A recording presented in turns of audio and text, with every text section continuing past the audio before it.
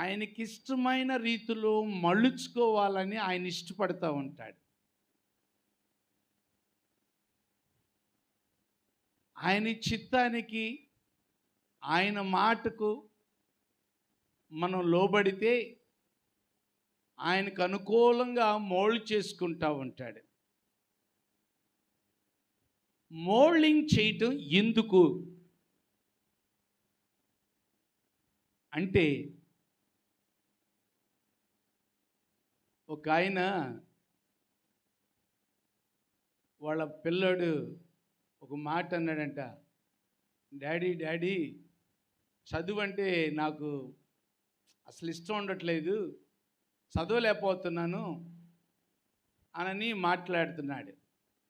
మాట్లాడుతుంటే ఆ తండ్రి, వాళ్ళు హిందువులు కనుక వారు ఒక ఆలోచన చెప్పాడు, ఒక చిన్న స్టోరీ.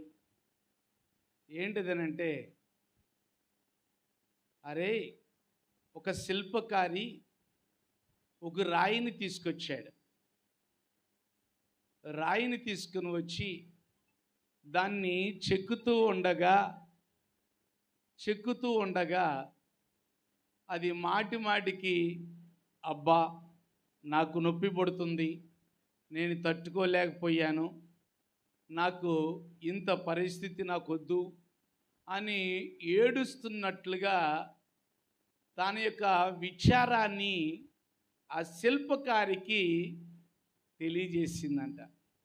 సరేలే పోనీ అని దాన్ని వదిలేశాడు. ఇంకొక రాయి దగ్గరికి వెళ్ళాడు. ఆ రాయి దగ్గరికి వెళ్ళిన తర్వాత ఆ రాయిని అడుగుతున్నాడు, అమ్మా, మరి నీ మీద ఎన్నో సమిటి దెబ్బలు పడతా ఉంటాయి, సుత్తి దెబ్బలు పడతా ఉంటాయి, శాణంతో చెక్కబడతా ఉండిద్ది, మరి నువ్వు ఇష్టపడతావా, నీకు ఇష్టమేనా అని అంటే ఆ రాయి అందంట, నాకు ఇష్టమేనయ్యా, నువ్వేం చేసినా నీ ఇష్టానికి నేను లోబడతానయ్యా అనందంట. అప్పుడు ఆ రాయిని, బయట పారవేయబడిన రాయిని, ఎవరు దాని ముఖం చూడనటువంటి రాయిని ఏం చేశాడో తెలుసా? ఆ శిల్పకారి తీసుకుని వచ్చి దాన్ని అందంగా, దానికి ముక్కు, ముఖం, నోరు అన్నీ కూడా చెక్కి దానికి చక్కగా పెయింటింగ్ చేసి దాన్ని ఒక గర్భగుడిలో పెట్టేశాడు. మరి పెట్టిన తర్వాత అందరూ కూడా ఏం చేశారు తెలుసా? దానికి పూజలు చేస్తూ ఉన్నారు. ఈ సమిటి దెబ్బలు, శాణంతో చెక్కబడినటువంటి ఈ రాయి ఎక్కడుందమ్మా? ఎక్కడుంది? గుడి లోపలుంది. అందరి చేత పూజింపబడుతుంది, అందరి చేత మన్నలు పొందుకుంటుంది, అందరి చేత ఆదరాభిమానాలు పొందుకుంటుంది.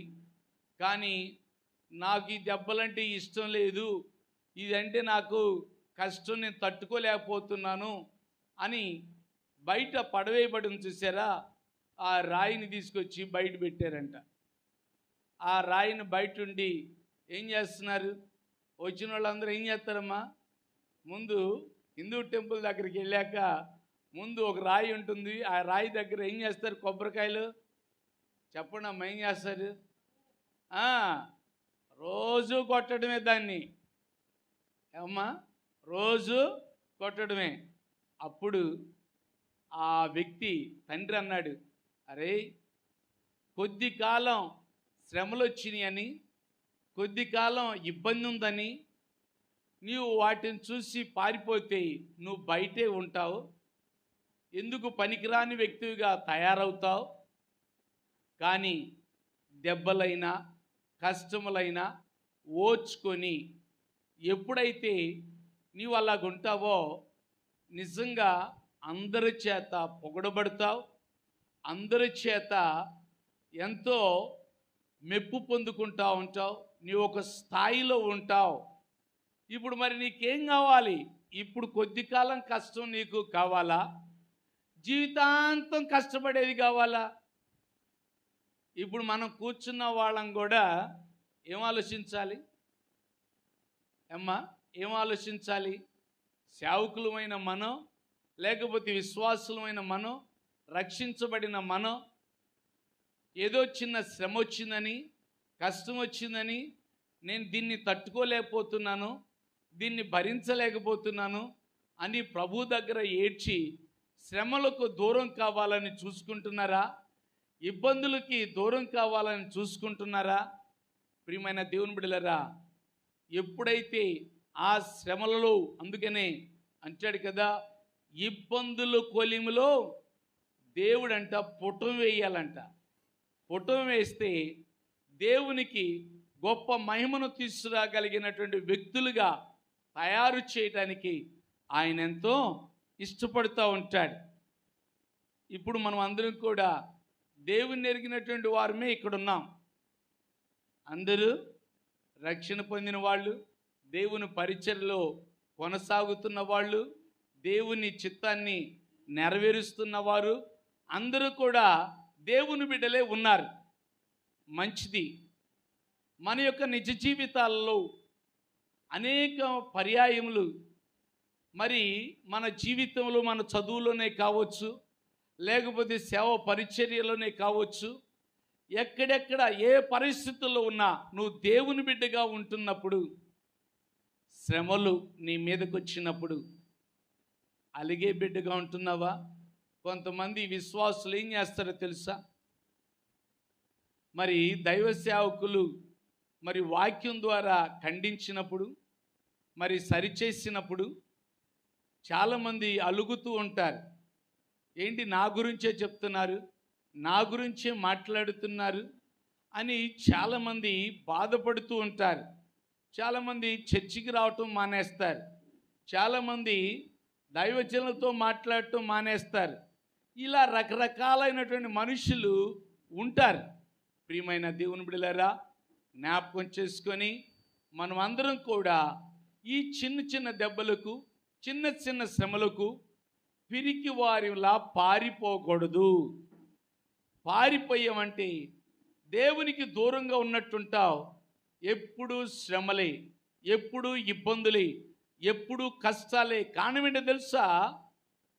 నీవు శ్రమలను చూసి పారిపోయావు, ఇబ్బందులను చూసి పారిపోయావు కనుక దేవుడు నీతో ఉండడానికి ఆయన ఎంత మాత్రం కూడా ఇష్టం ఉండడు.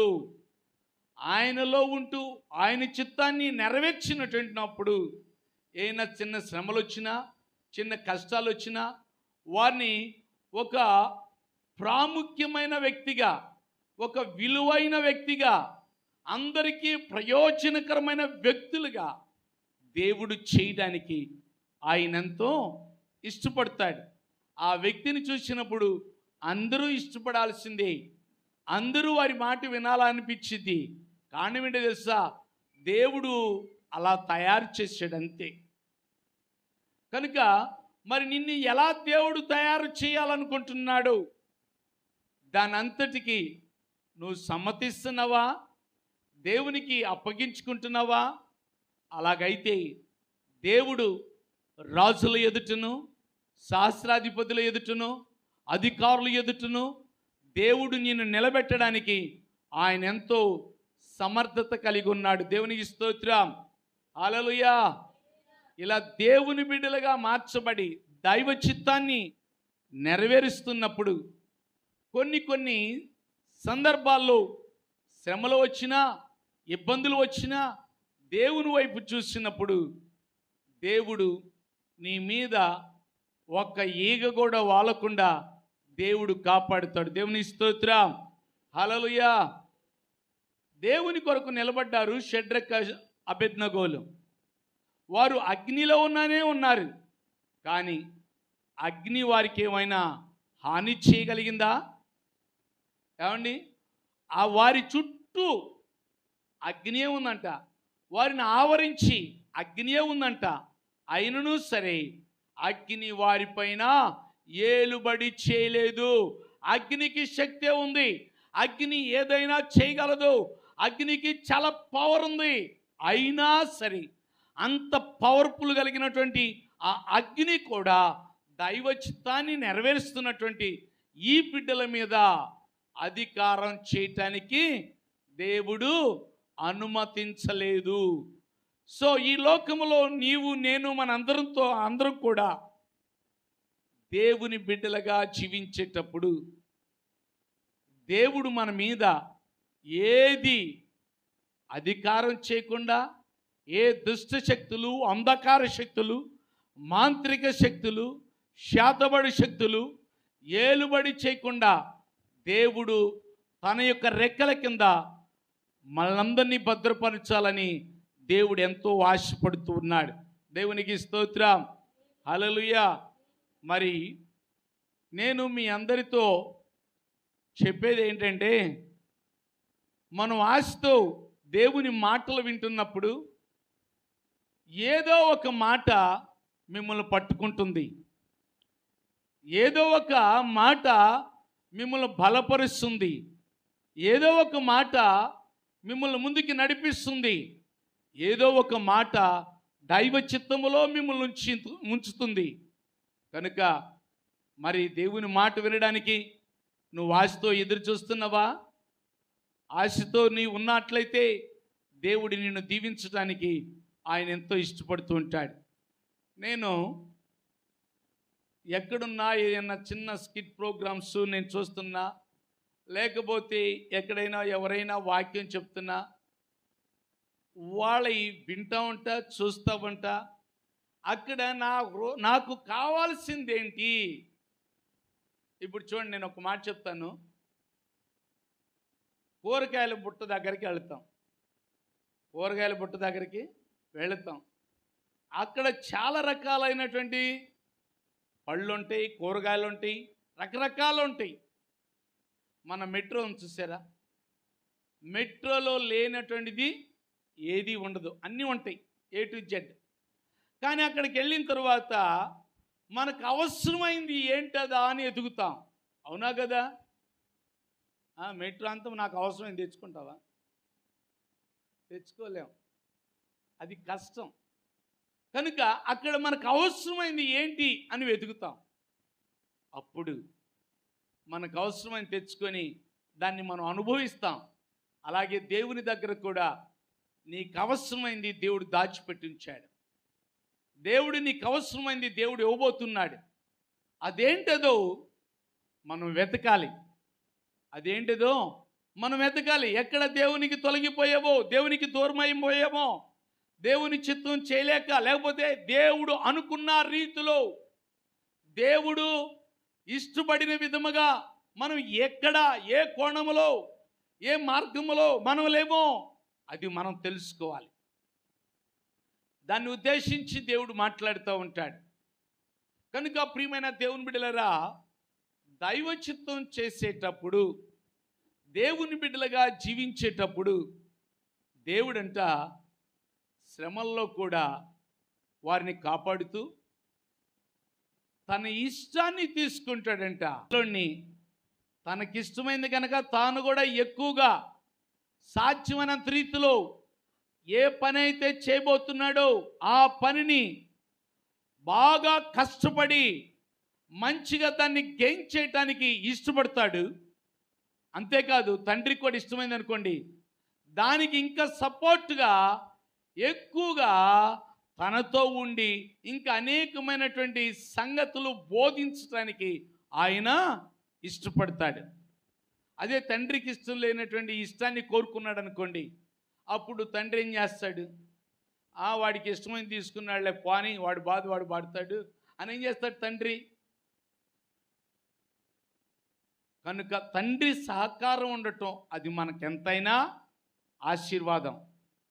ఆశీర్వాదం అన్నవాళ్ళు ఒకసారి దేవుని స్తోత్రాలు లేదమ్మా? హల్లెలూయా. సరే, దేవుని వాక్యాన్ని మనం చదువుకుందాం. చూడండి, ఇర్మియా గ్రంథం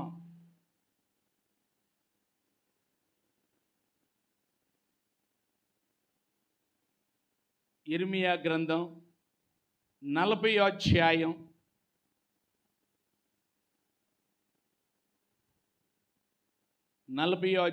4వ వచనం చదువుకుందాం.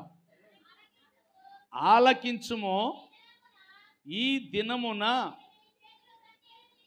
నీ చేతుల సంకెళ్లను తీసి నిన్ను విడిపించుచున్నాను, నాతో కూడా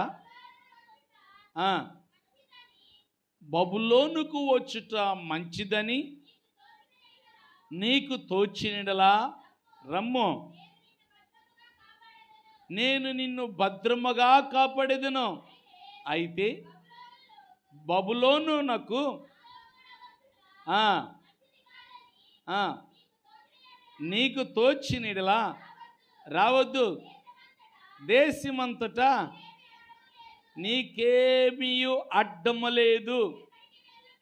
ఎక్కడికి వెళ్ళుట నీ దృష్టికి అనుకూలమో అక్కడికి వెళ్ళుట మంచిదని నీకు తోచునో అక్కడికి వెళ్ళము. దేవునికి స్తోత్రం చేద్దామా. హల్లెలూయా. ఇక్కడ బబులోను సామ్రాజ్యాన్ని పరిపాలన చేస్తున్న నెబుకద్నెజరు రాజుగారు బల్ల దగ్గర అన్ని అందిస్తున్నటువంటి ఒక మంత్రితో ఆ యొక్క బబులోను రాజ్యాన్ని పరిపాలన చేస్తున్న నెబుకద్నెజరు ఆజ్ఞ ఇచ్చాడు. యెరూషలేము పట్టణములో అందరినీ చంపొచ్చు, అందరినీ ఏమైనా చేయొచ్చు. అక్కడ ఇర్మియా ప్రవక్త ఉన్నాడు. ఆ ఇర్మియా ప్రవక్త ఆయన ఏది చెయ్యాలి అని అనుకుంటే అది చెయ్యమను, అది చెయ్యమను. ఎక్కడ ఉంటానంటే అక్కడ ఉండమను, ఎటు వెళతానంటే అటు వెళ్ళమను. అంతే. మీరెవరు అతనిని ముట్టడానికి కానీ తాకటానికి కానీ వీలు లేదు అనని ఏం చేశాడో తెలుసా? ఆ యొక్క రాజుగారి ఆజ్ఞ మేరకు ఆ యొక్క రాజదేహ సంరక్షకులైన అధిపతితో ఈ విషయాన్ని తెలియచేశాడు. ఎప్పుడైతే తెలియచేశాడో ఆయన నిజంగానే అలాగే మాట్లాడారు. రాజుగారు చెప్పినట్టు అక్షరాల అలాగే చేశాడు. ఇక్కడ దేవుడు చెప్పినట్టు అక్షరాల అలాగే మనం చేస్తున్నామా? మొదట గమనించాలి. దేవుడు ఏది చెప్పినా, రాత్రి యేసుపాదం గారు ఒక మాట చెప్పారు. ఏమన్నా తెలుసా? మనకి పోరాటం ఉండిద్దంట. నిజమే, నిత్యము కాదు, every minute we are in the battlefield. మనము డిఫీట్ చేయాలి. ఎవరినో తెలుసా? సాతానుని మనం డిఫీట్ చేయాలి, వాడిని ఎదుర్కోవాలి. ఎలా ఎదుర్కోవాలి? దేవుడు ఒకటి ప్రేరేపిస్తే, ఒకటి చేయమని చెప్తే దానిని చేయటానికి నువ్వు వచ్చినప్పుడు, నువ్వు సిద్ధపడ్డప్పుడు ఏమాత్రం చెయ్యనివ్వదు. చేయనిచ్చిద్దా? ఏమండి, చేయనిచ్చిద్దా? చేయనిచ్చిద్దా అన్న వాళ్ళు ఎంతమంది ఉన్నారు ఇక్కడ? సాతాను దేవుని ఇష్టాన్ని చేయనిస్తుంది అన్నవారు ఎంతమంది? పూర్తిగా డెడ్ యాంటీ. అలాంటప్పుడు మరి సాతాను మాట వింటున్నామా, దేవుని మాట వింటున్నామా? వాడితో యుద్ధం చేసి వాడిని జయిస్తున్నామా, వాడితో యుద్ధం చేయలేక ఓడిపోతున్నామా? ఓడిపోవటం వలన దేవుని యొద్ద నుండి రావాల్సిన దీవెనలు ఎన్నెన్నో మనం పోగొట్టుకుంటున్నాం. ఏ ఆజ్ఞన నెరవేరిస్తే, ఏ మాట వింటే, ఏ కార్యం చేస్తే, ఏ పని జరిగిస్తే దానికి ప్రతిఫలం ఉండిద్ది. దేవునికి స్తోత్రం చేద్దామా. హల్లెలూయా. నేను ఒక విషయాన్ని మీకు జ్ఞాపకం చేయాలనుకుంటున్నాను.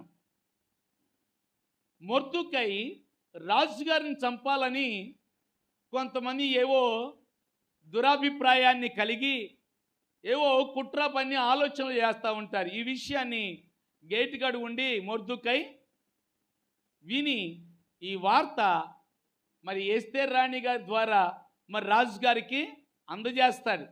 అందజేసిన తర్వాత ఏం జరుగుతుందో తెలుసా? ఒక్క మాటే చెప్పాడు. ఎన్ని మాటలు చెప్పాడు చెప్పండి? ఎన్ని మాటలు చెప్పాడండి? ఒక్క మాటే.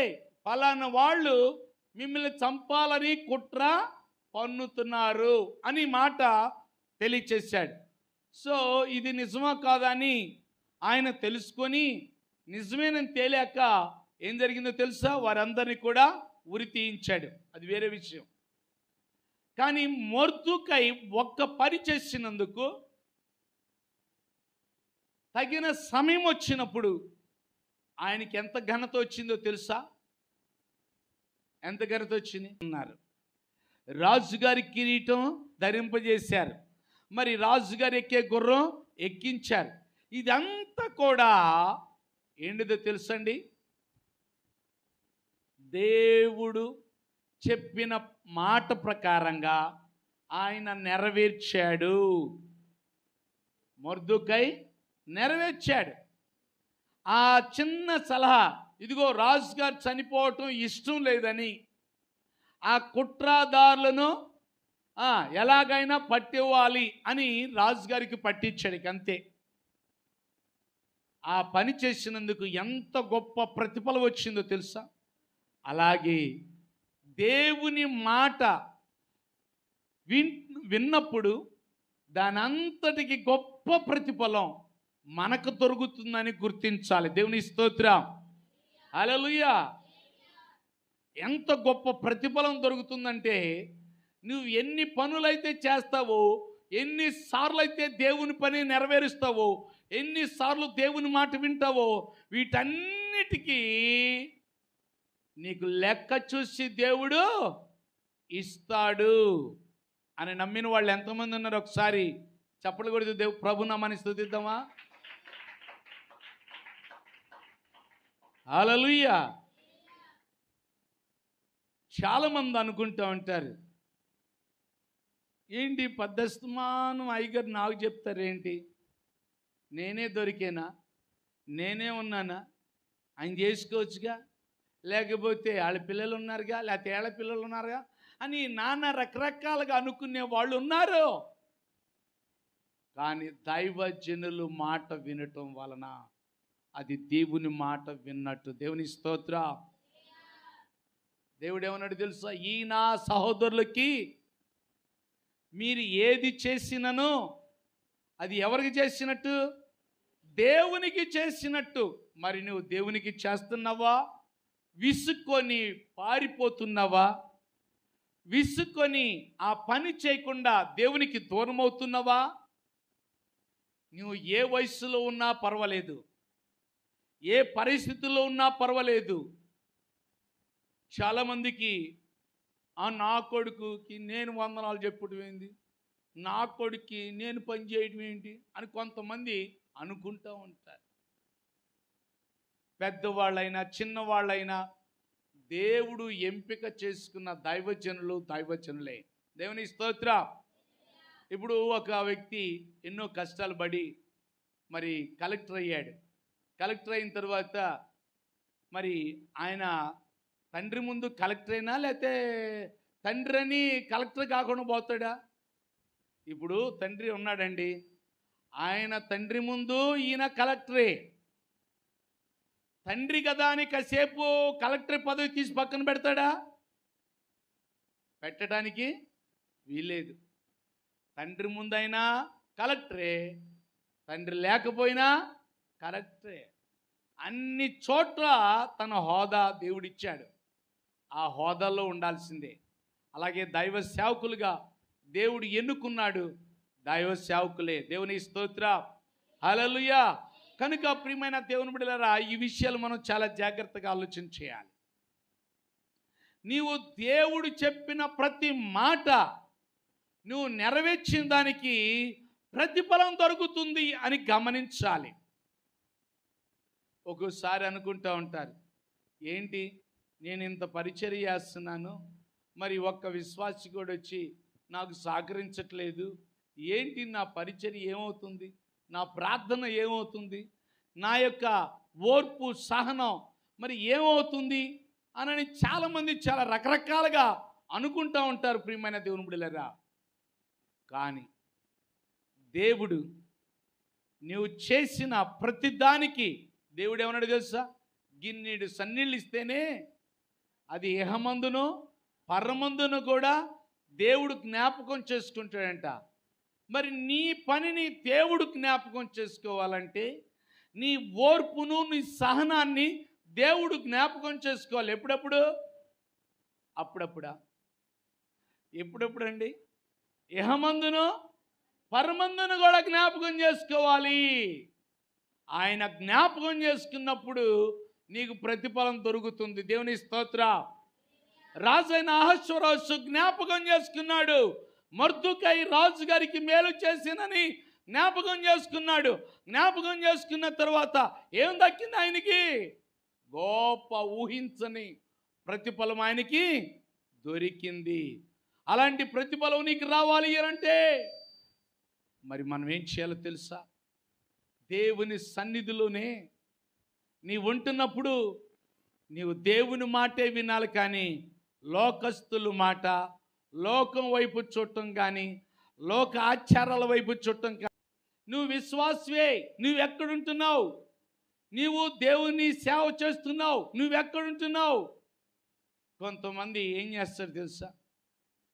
నిన్న వచ్చిన తర్వాత పలానా దైవజనుడు మీకు తెలుసు అని అడిగా. అడిగితే తెలుసయ్యా ఆయన గారు అని అన్నాడు. ఆయన గారు నేను అడగల, ఆయన గారు ఏం చేస్తాడని నేను అడగల. కానీ వాళ్ళు చెప్తున్నారు ఏమని తెలుసా?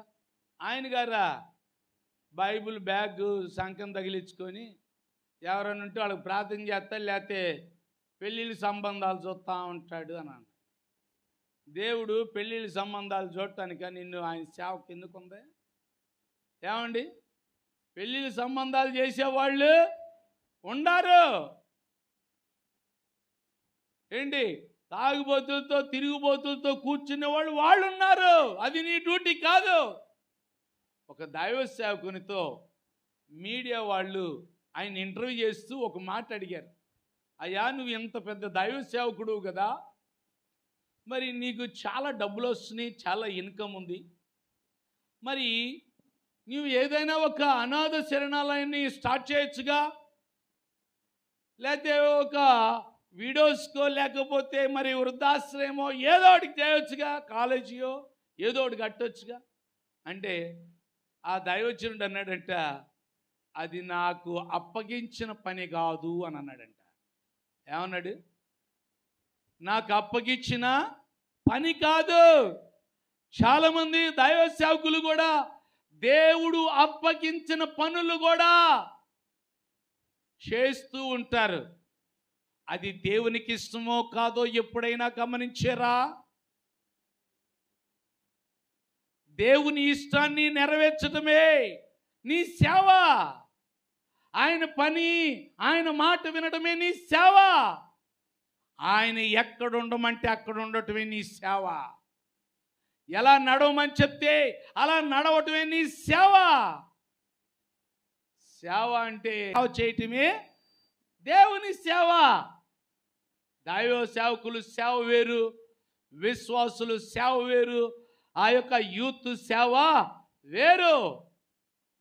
సేవ మీన్స్ ఏంటిదంట? సేవ అంటే సర్వెంట్ లాగా చేయటం. సేవ అంటే సర్వెంట్. ఇప్పుడు వాలంటరీ అని చెప్పారు. వాలంటరీ మాట కూడా చాలా బాగుండిద్ది.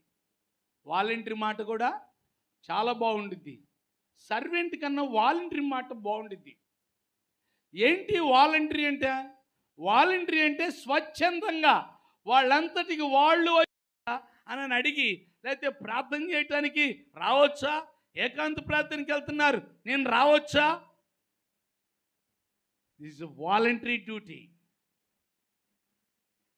దీనంతటికి ప్రతిఫలం ఇచ్చేది దేవుడు. పడుతున్నాడా? తీర్మానం చేసుకున్నావు అయ్యా, మళ్ళీ అదే స్థలంలో కూర్చొని ప్రార్థన చేయ్యా, శ్రమ కనబడుతుంది. అక్కడ కూర్చొని ఏం చేసాడు తెలుసు? ఒంటరిగా ప్రార్థన చేశాడు. ప్రార్థన చేసినప్పుడు దేవునికి సమర్పించుకున్న, ఈయన్ని చంపాలని వస్తున్నా సరే ఆయన మనసు ఏమైపోయిందో తెలుసా? ఆయన తమ్ముడు పిల్లలను చూడగానే, తమ్ముడు ఆస్తిని చూడగానే, నీవు చేస్తున్న దాన్ని బట్టి చాలామంది అండి నాకు అయ్యండి అండి ఆదివారం కూడా నువ్వేనమ్మా చెంబు పట్టుకుని ఎదురు రావాలమ్మా అంటే ప్రార్థన లేదు, దైవజనుడు పిలిచాడు అనేది ఉండదు, ఏమీ ఉండదు. ఏమండి,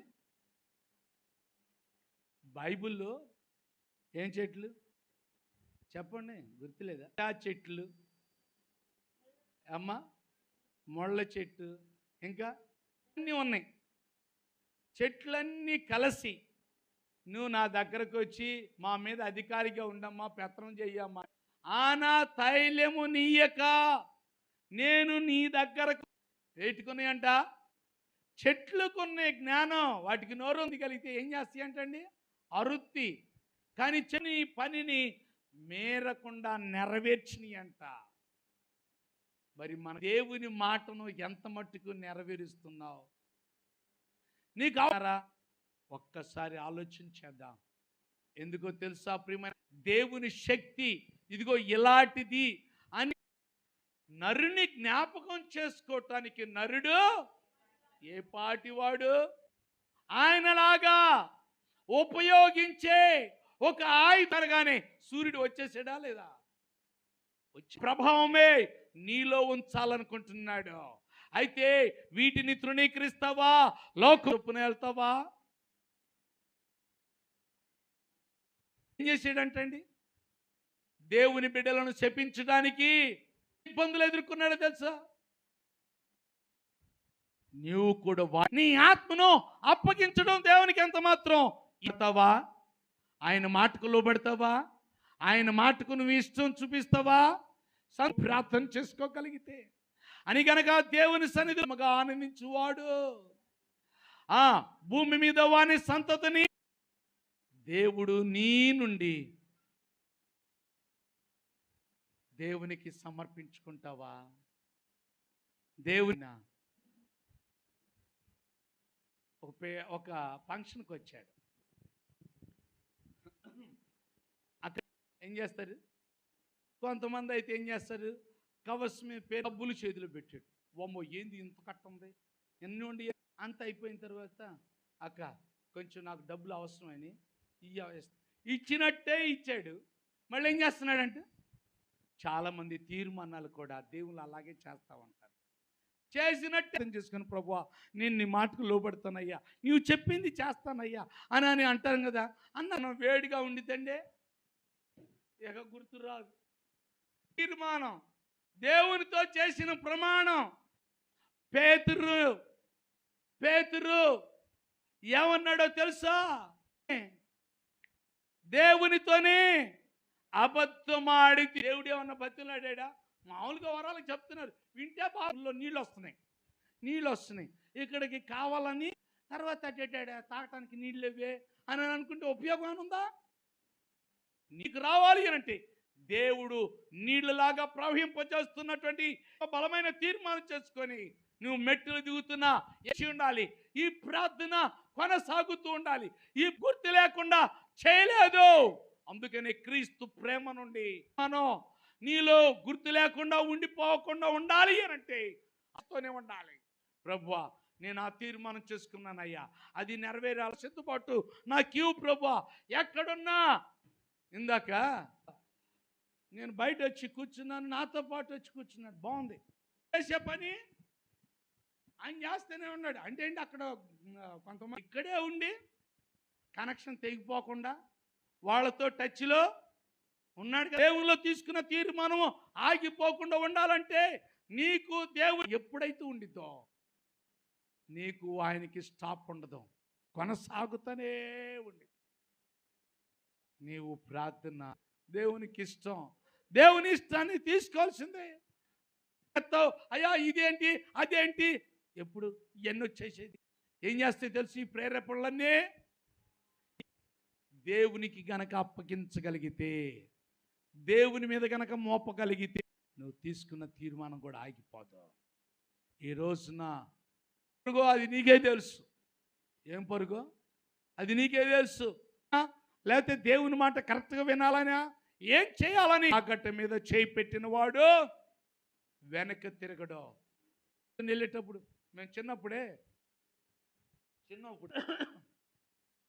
ఇగో చెట్లు వెళ్ళిపోతున్నాయి, ఊళ్ళో వెళ్ళిపోతుంది. అయి కాదండి వెళ్ళేది, మనం వెళ్ళేది. మరి మనం దేవుని దగ్గరికి అన్నిటినీ దేవుడే క్లియర్ చేస్తాడు. ప్రతి చిక్కును విడదీస్తాడు. అనుకున్నాడంటే చాలు ఆకాశపు తూము. దీని గురించి ఒక చిన్న వివరణ ఇచ్చి నేను ముగించేస్తా, అయిపోయింది. ఆయన ఏం చేస్తాడంట, అది ఎంత పైప్ ఉంది, ఎంత పైప్ ఎట్లా వస్తుందంటే అసలు బాగా ఫోర్స్గా వస్తుంది. అంత పెద్ద దార వస్తుంటే ఏది కూడా అక్కడ నిలవలేకపోతుంది. ఇప్పుడు మాకు రాజధాని అన్నప్పుడు పెద్ద తూములు తీసుకొచ్చారు. దానిలో నుంచి నడుచుకుంటూ వెళ్ళొచ్చు, నడుచుకుంటూ రావచ్చు. అంత పెద్ద తూములు అయ్యి వర్షం వస్తుందా దానిలోకి వెళ్ళిపోతూ ఉంటారు చాలామంది. అయితే ఆటంత దార ఆకాశం నుండి వస్తే ఎంత పెద్ద దార అయిందంటావు? ఇంకా ఆకాశపు తూములంటే ఇంకెంత పెద్దగా ఉంటాయో ఒక్కసారి ఆలోచించారా? ఆ తూములను విప్పితేనంట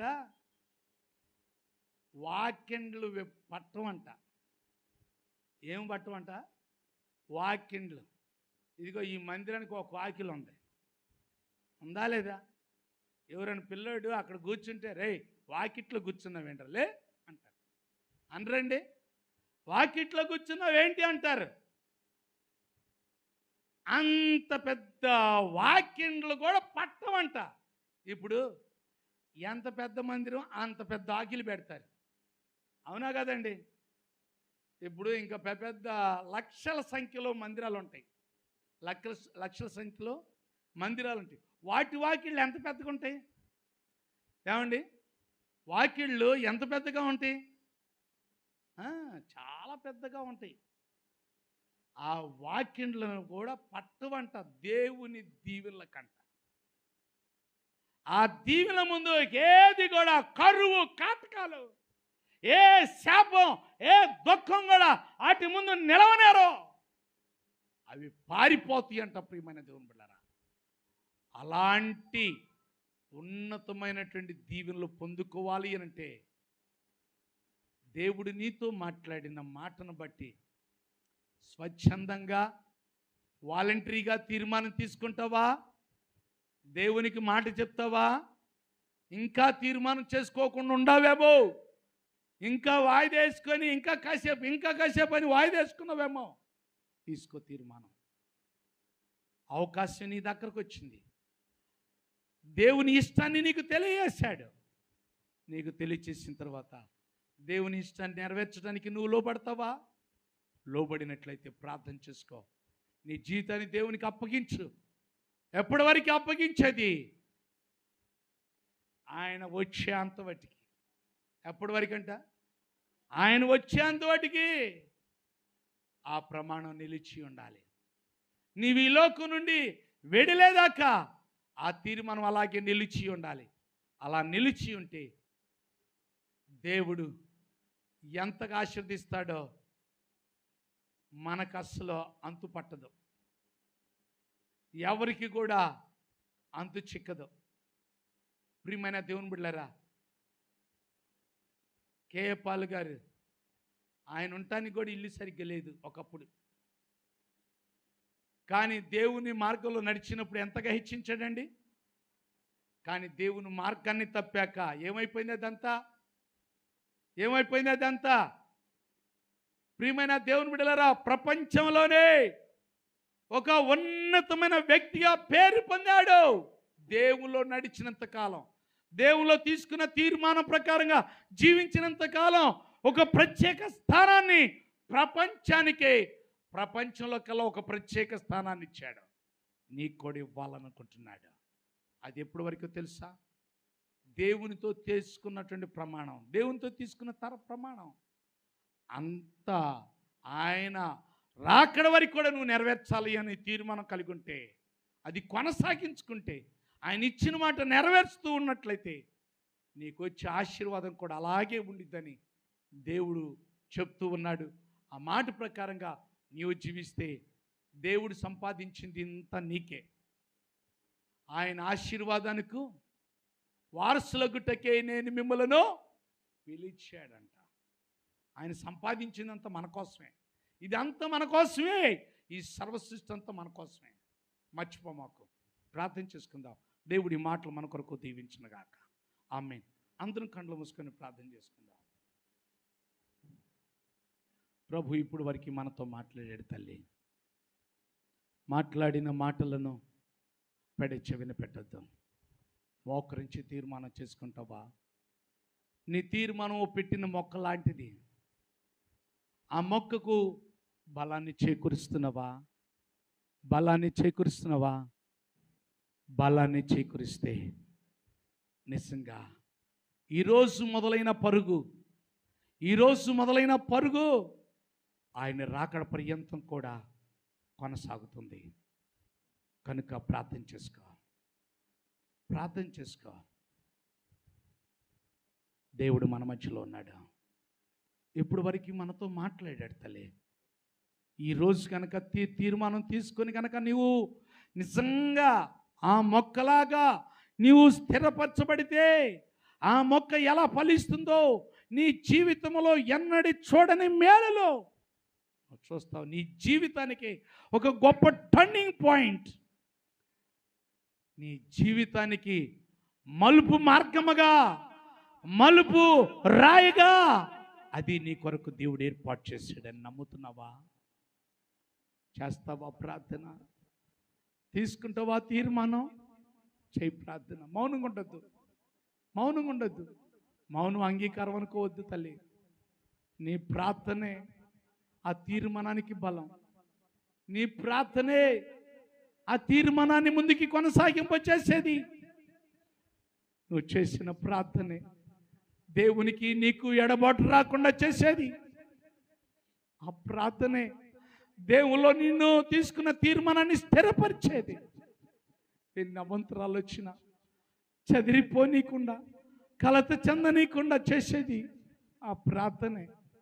అలాంటి ప్రార్థనను నువ్వు చేసుకుంటావా? ఇది మామూలు ప్రార్థన కాదండి. నీ ఆశీర్వాదానికి మొదటి మెట్టు అని గుర్తించి నువ్వు ప్రార్థన చేసుకుంటే దేవునికి నీకు ఎడబాటు రాదు. దేవుడు నీవు కలిసే ఉంటావు. ఈ రోజు మొదలు నీకు ఏ పని అప్పగించాడో, దేనికి ప్రేరేపిస్తున్నాడో, దేనికి తీర్మానం చేసుకున్నావో, దేవునికి దేనికి మాట ఇచ్చావో అది చేయటానికి సిద్ధపడుతున్నావా? సిద్ధపడిన వ్యక్తికి సిద్ధపరచబడిన స్థలం ఉంది. దేవుడు అంటున్నాడు, నువ్వు సిద్ధపడితే నీకు ఒక స్థలాన్ని దేవుడు సిద్ధపరిచేస్తాడు. ప్రార్థన చేసుకుంటావా? ఒక్క సెకండ్ ప్రార్థన చేసుకో. దేవుడు మన మధ్యలో ఉన్నాడు.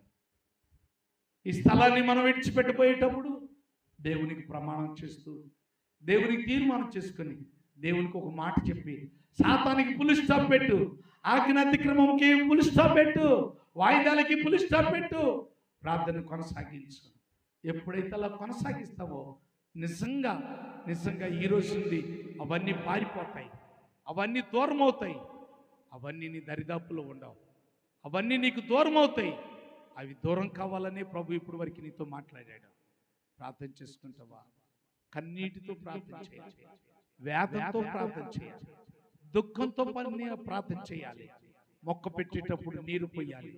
నీరనగా కన్నీరే. ఆ కన్నీరు కారుస్తున్నావా? ప్రార్థన చేసుకుందాం. మన మధ్యలో ఉన్న దైవజనులు ప్రార్థన చేస్తారు.